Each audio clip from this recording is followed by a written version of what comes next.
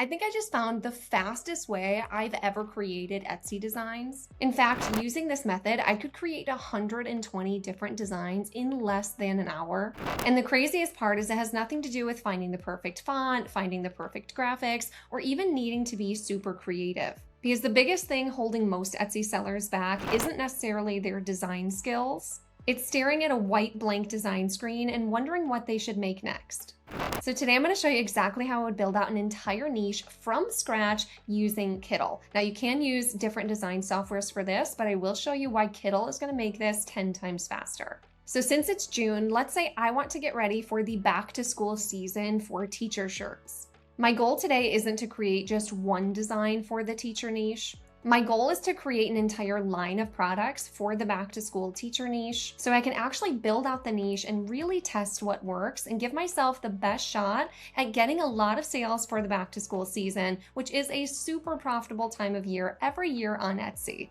Coming over here to Kittle, the first step is to click this create button, and I'm going to make my canvas 4,500 by 5,400 because I'm designing for t-shirts, and that's a pretty good size for most shirts.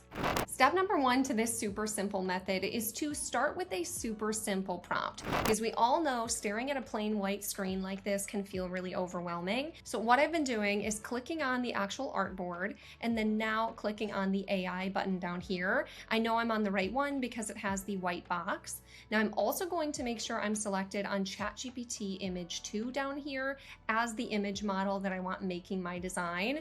And I'm going to type in a prompt. I typed in, create me a design for a first grade teacher that uses checkerboard and a punk theme. This is for a shirt, so put it on a plain white background. And I'm going to click generate. But just to show you, because I know a lot of you are probably in love with Nano Banana, just like I am, I'm gonna change this one to Nano Banana and show you exactly why I'm using ChatGPT 2 instead when I'm starting with a design from scratch. Nano Banana does a great job actually taking an image and just changing it, but I'm finding that the brand new ChatGPT model is blowing Nano Banana out of the water when it comes to these simple prompts to get started with. So this one here from Nano Banana is not bad. It says first grade teacher, punk rocks, school is a riot. So I think this is okay, but let's see what ChatGPT comes up with. I love it. I think it turned out so cool and so fun. If someone's into like emo music, punk rock music, and they're a first grade teacher, I think this would be an absolute hit. It's not perfect. I'm going to change a couple things. And that's the second part to this method, is making updates to it to get it just the way that you want it. But this is way easier than starting completely from scratch. And it's giving some of the best designs I've ever seen from the simplest prompts. So I'll drag the design here onto the artboard so that I can use this as a reference and do AI image board.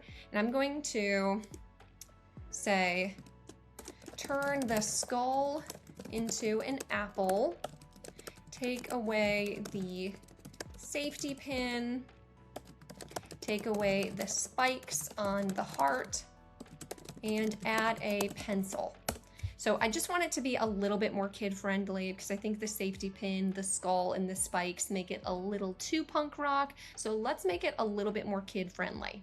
While we're waiting, I'm going to click on the artboard and duplicate this and make a new artboard in the same size right below it and delete the design. And let's do another prompt. I said, let's say make this Western themed. We'll change this again and make it, that is cherry themed, and have it say first grade is sweet. I'll just click on this again and say is tiger themed, more realistic style than cartoon. I'll do another one that uses muted color gingham patterns for some or all of the letters. And it looks like it started creating some, so let's take a look at these. Starting back up here, it looks like this one made the changes that I wanted, and I think it's great. I think the apple and the pencil are a great addition, and now without the spikes. And I could probably actually use this one as is, but let's see what else it made me.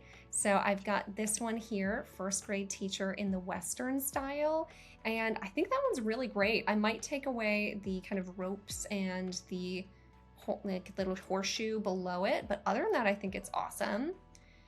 This one turned out adorable. First grade is sweet with the little cherries. I like that it also used kind of a gingham pattern. I like the kind of outline that it gave the letters and all the little stars. This one here with the tiger, I think is pretty fun. I think that one's gonna need some updates. And then for the gingham pattern, we've got this one down here. And so all of these need a couple little tweaks, but this is, again, way, way easier than starting completely from scratch. Okay, I went through and did that 20 times. I'll show you what I came up with. This is what I got when I asked for a watercolor theme, a dinosaur theme, a raccoon theme, capybara theme. I asked for school supplies and the school supplies to be stick figures. This one I asked for a underwater sea creatures theme. This one I asked for a disco theme. And this one's probably my absolute favorite, with I asked for it to say first grade is out of this world because I wanted to do like an alien theme. And I thought that would be so funny. And this turned out absolutely adorable. I love this one. I asked for an Amalfi Coast lemon theme, and I think I might change this one to say Ciao first grade because I think that would make more sense. I just think it could be fun. This one I asked for a farm animals theme, a cat theme. I asked for leopard print letters. This one that says first grade is utterly the best. I also asked for that saying. This one that says first grade teacher and has an alligator. And lastly, this one that says first grade teacher and has books. Now, if you don't love any doing this method, you can delete them, or you can make updates to them like I was talking about. So I'm gonna click the letter A on my keyboard and draw an image board around this tiger one, for example. Make sure it's centered in there. And I'm going to click the AI image board button again. And here I'm going to do two things. First, I want to ask it to not distress the design, because when you do AI distressing like this, you won't be able to actually see the shirt through it. So I like to take away any distressing from the design. And if I want distressing, I can actually add it really quickly here in Kittle. I also asked it to change the text to wild about first grade, and again, take away the distressing. And here's how that one turned out, much more watercolor, and I think this is a little bit more of the normal Etsy aesthetic. If you're as mind blown as I am about how good of designs that I'm getting with this with just a super simple prompt, then put the word apple down in the comments below.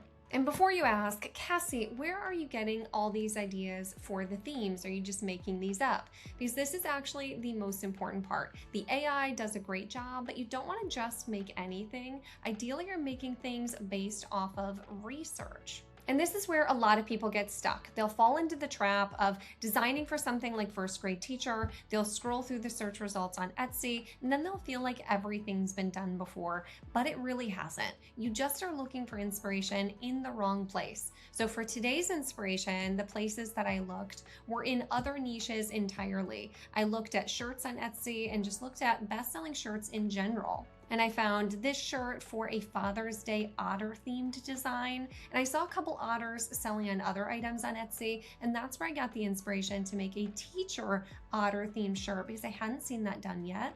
There's so many bestsellers on t-shirts right now with the kind of Western theme to them. So that's why I made the Western themed one. And other ones like the gingham pattern letters and the tigers were actually ones that I shared in my monthly trend report in my private community. So that can be a great resource if you want someone finding all of these trends for you every single month. But you can also look at other things like gifts for teacher and look at items that are not the item that you're selling to get inspiration.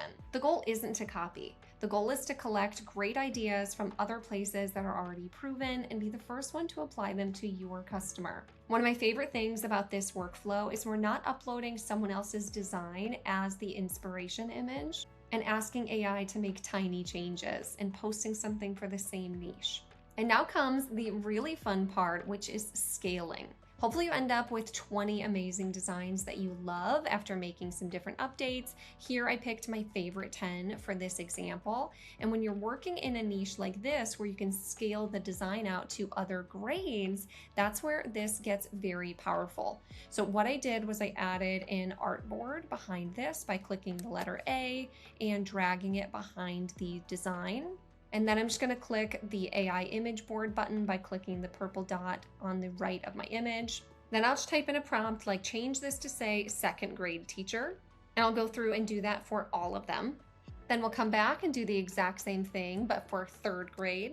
Now suddenly those original set of ideas start multiplying. So even if you're not doing something in the teacher niche where you can easily scale it from the first grade to second grade to third grade, etc. If you're just selling in professions, maybe you make something for a teacher and then you repurpose the same design for a social worker, then you repurpose the same design for a dentist, but change the graphics, but keep the overall style, it can save you so much time. And this was exactly a challenge that we just ran in my private community, where I had the members of my community make 20 different designs for a grade level shirt, like first grade teacher, and then scale it out through grades, kindergarten through fifth grade, and list those in their store. So that ended up being 120 new listings. And that's not because every single one of these is guaranteed to sell. It's because this is how you actually build out a niche. You need to try different things, add value in different ways, and get lots of different designs out there to see what customers actually like and buy and actually find your winners. If you post just one new design, 5 new designs for a niche, you might really be missing out. And what's really cool is our challenge just ended and we had a few people already getting wins and sales from this challenge. Stacy got a sale already from one of her challenge listings and shared this win in our private community.